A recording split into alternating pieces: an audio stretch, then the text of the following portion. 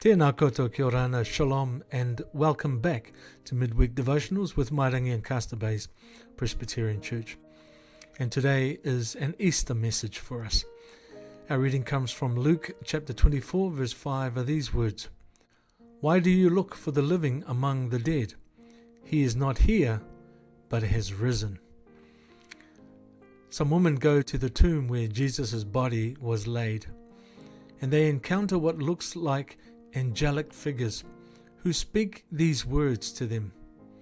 And what is most striking is that the women encounter the resurrection through this message. And they are told that Jesus has risen, but they do not see the risen Jesus himself. What they have is a word. What they have is a message, and it's the Easter message. He is risen.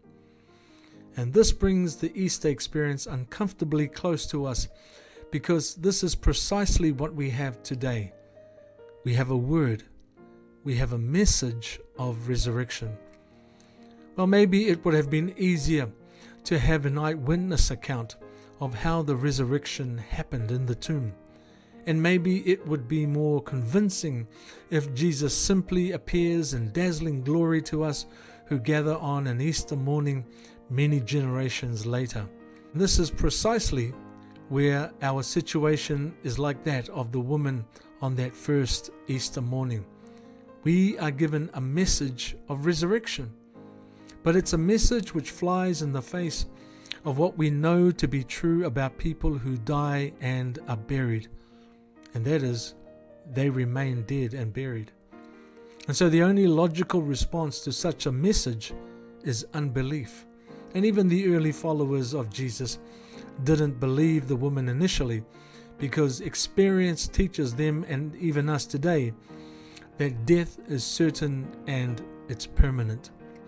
And yet here is where the Easter message begins its work by challenging our certainties. It asks, death is real, but is it really the final word regarding God's work in God's world? The Easter message not only enables us to question long-held beliefs, but it also opens the door for us to ask, could this resurrection be true?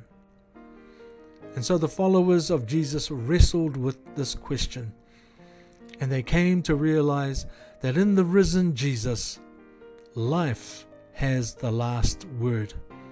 And so the Easter message affirms what Jesus said of himself: I am the way, the truth, and the life. So I hope you're encouraged, and I do pray that you have a happy Easter. Until the next time, ka kite anō.